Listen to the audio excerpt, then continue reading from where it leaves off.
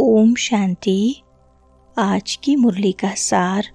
मीठे बच्चे, आत्म अभिमानी होकर बैठो, अंदर घोटते रहो मैं आत्मा हूँ।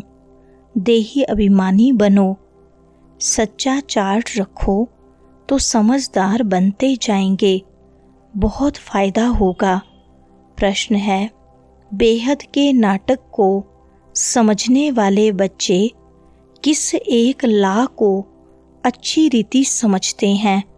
उत्तर है, यह अविनाशी नाटक है। इसमें हर एक पाठधारी को पाठ बजाने अपने समय पर आना ही है। कोई कहे हम सदा शांति धाम में ही बैठ जाएं, तो यह ला नहीं है। उसे तो पाठधारी ही नहीं कहेंगे। यह बेहद की बातें बेहद का बाप ही तुम्हें सुनाते हैं। सुनते हैं मुख्य पॉइंट्स। पहली पॉइंट, बाप कहते हैं सब बच्चे बेसमझ हो पड़े हैं देह अभिमान में आकर। फिर तुम बाप द्वारा देही अभिमानी बनते हो तो बिल्कुल समझदार बन जाते हो। कोई तो बन गए हैं, कोई पुरुषार्थ करते रहते हैं। आधा कल्प लगा है बेसमझ बनने में। इस अंतिम जन्म में फिर समझदार बनना है। आधा कल्प से बेसमझ होते होते 100% बेसमझ बन जाते हैं। देह अभिमान में आकर ड्रामा प्लान अनुसार तुम गिरते आए हो। अभी तुमको समझ मिली है।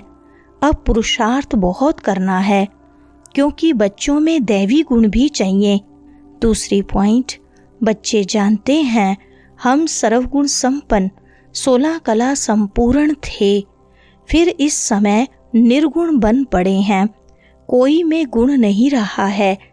तुम बच्चों में भी नंबरवार पुरुषार्थ अनुसार इस खेल को समझते हैं। समझते समझते भी कितने वर्ष हो गए हैं।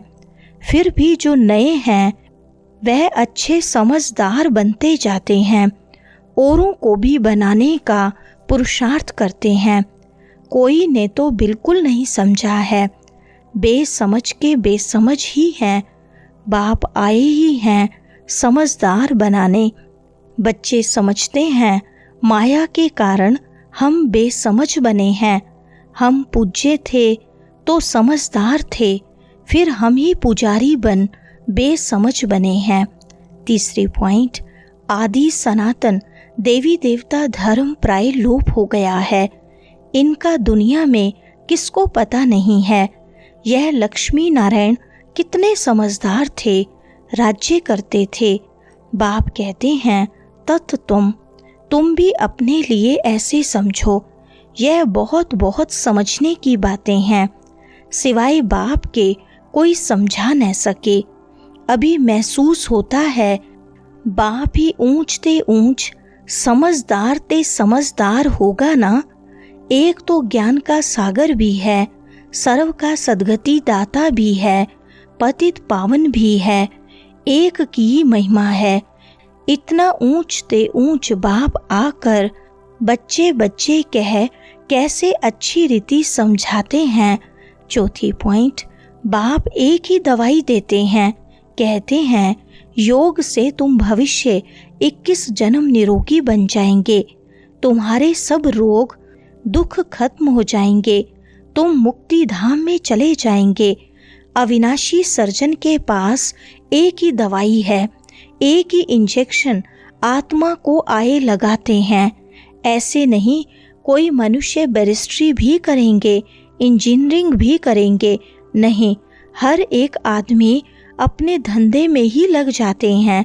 बाप को कहते हैं आकर पतित से पावन बनाओ, क्योंकि पतित पने में दुख है। शांति धाम को पावन दुनिया नहीं कहेंगे, स्वर्ग को ही पावन दुनिया कहेंगे। पांचवी पॉइंट, बहुत कहते हैं शांति धाम में रहें, परंतु ला नहीं है। वह तो पाठधारी हुआ नहीं। बच्चे नाटक को भी समझ गए हैं। जब एक्टर्स का पार्ट होगा तब बाहर स्टेज पर आकर पार्ट बजाएंगे। यह बेहद की बातें बेहद का बाप ही समझाते हैं। ज्ञान सागर भी उनको कहा जाता है। सर्व के सद्गति दाता पतित पावन है।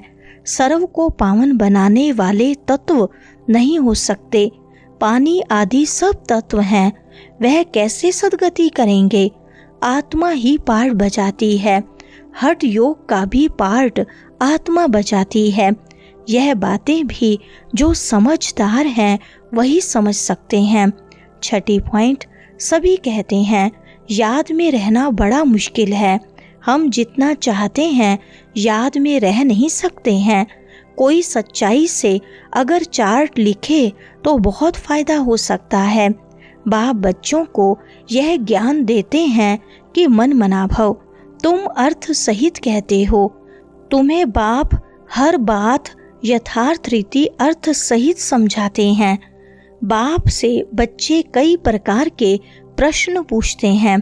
बाप करके दिल लेने लिए कुछ कह देते हैं, परंतु बाप कहते हैं मेरा काम ही है पतित से पावन बनाना, मुझे तो बुलाते ही इसलिए हो। 7वीं पॉइंट, तुम जानते हो अभी ये दुनिया कांटों का जंगल बन गई है।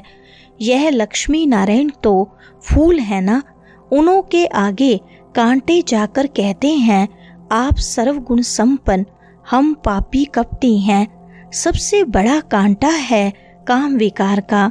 बाप कहते हैं इस पर जीत पहन जगत जीत बनो। मनुष्य कहते हैं भगवान को कोई ना कोई रूप में आना है, भागीरथ पर विराजमान हो आना है। भगवान को आना ही है पुरानी दुनिया को नया बनाने। 8वीं पॉइंट, बाप को ही रचयिता कहा जाता है। तुम बच्चों को कितना सहज समझाते हैं, कितनी खुशी होनी चाहिए। बाकी किसका कर्म भोग का हिसाब किताब है, कुछ भी है वह तो भोगना है। इसमें बाबा आशीर्वाद नहीं करते हैं, हमको बुलाते ही हो। बाबा आकर हमको वर्षा दो। बाबा से क्या वर्षा पाने चाहते हो? मुक्ति जीवन मुक्ति का। मुक्ति जीवन मुक्ति का दाता एक ही ज्ञान का सागर बाप है, इसलिए उनको ज्ञान दाता कहा जाता है। भगवान ने ज्ञान दिया था, परंतु कब दिया, किसने दिया, यह किसको पता नहीं है। सारा मुझारा इसमें है। 9वीं पॉइंट, अभी ये ब्रह्मा बैठे हैं, इनको मालूम पड़ा है कि हम सो नारायण था, फिर 84 जन्म भोगे। यह है नंबर 1 में।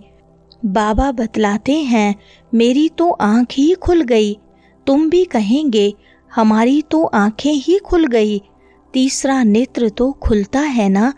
तुम कहेंगे हमको बाप का सृष्टि चक्र का पूरा ज्ञान मिल गया है, कितना वंडर है। हम आत्मा फर्स्ट हैं और फिर हम अपने को देह समझ बैठे हैं। आत्मा कहती है हम एक शरीर छोड़ दूसरा लेता हूँ, फिर भी हम अपने को आत्मा भूल देह अभिमानी बन जाते हैं। इसलिए अब अंदर में यह घोटते रहो कि मैं आत्मा हूँ। 10वीं पॉइंट, कोई भी बात सामने आती है तो कहते हैं हाय राम, परंतु ईश्वर व राम कौन है यह किसको पता नहीं।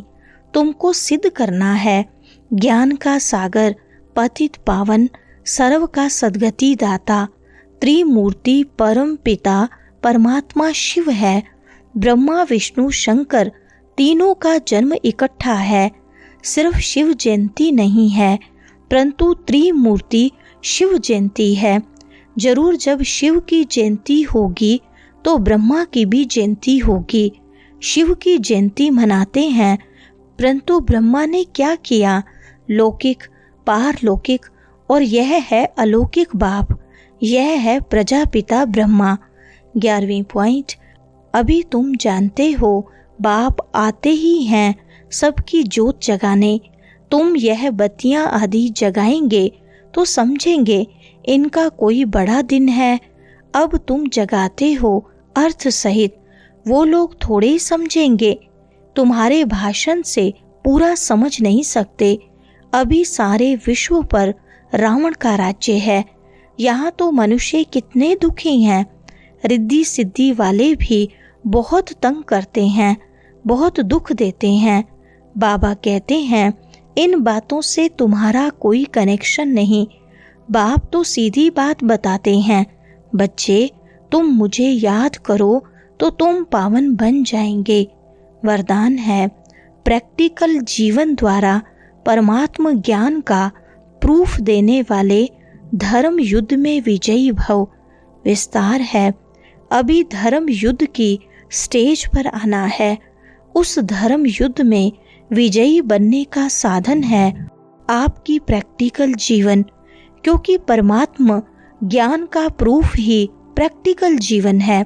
आपकी मूर्त से ज्ञान और गुण प्रैक्टिकल में दिखाई दें, क्योंकि आजकल डिस्कस करने से अपनी मूर्त को सिद्ध नहीं कर सकते, लेकिन अपनी प्रैक्टिकल धारणा मूर्त से 1 सेकंड में किसी को भी शांत करा सकते हो। स्लोगन है आत्मा को उज्जवल बनाने के लिए परमात्मा स्मृति से मन की उलझनों को समाप्त करो। अच्छा, ओम शांति।